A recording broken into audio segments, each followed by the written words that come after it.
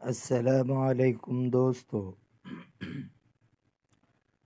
آج ہم آپ کو بتائیں گے اللہ کے خاص بندے العبادانی رحمۃ اللہ علیہ فرماتے ہیں کہ میں عشاء کی نماز کے بعد احدان کی مسجد میں تھا اور اول صف میں 3 آدمی تھے جنہوں نے ہمارے ساتھ ہی نماز پڑھی تھی۔ پھر وہ نکل کر دریا کی طرف جانے لگا تو میرے دل میں یہ خیال پیدا ہوا کہ یہ لوگ اولیاء اللہ ہیں، اس وجہ سے میں بھی ان کے ساتھ ہو لیا۔ جس وقت وہ دریا پر پہنچے اس کے اندر چاندنی کی ایک تار سا ان کے لیے پھیل گیا اور یہ تینوں صاحب اس کے اوپر سے اتر گئے۔ میں نے بھی اس پر اس خیال سے پاؤں رکھا کہ ان کے ساتھ جاؤں، لیکن وہ وہیں ڈوب گیا اور میں اس رنج کے مارے بیٹھ کر رونے لگا۔ وہ پرے چلے گئے۔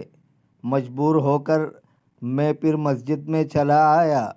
جب صبح کا وقت ہوا تو پھر میں نے انہیں صف اول میں دیکھا اور اس وقت سے وہ مسجد ہی میں رہے۔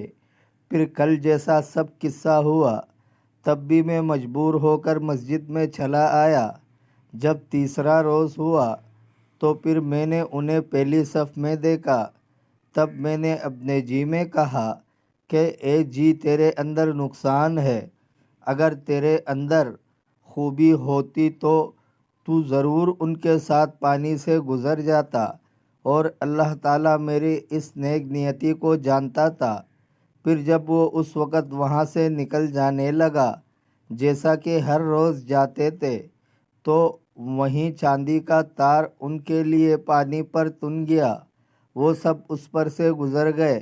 میں نے بھی پانی پر قدم رکھا اور ان کے ساتھ ہی اتر گیا، اور ان میں سے ایک نے میرا ہاتھ پکڑ لیا۔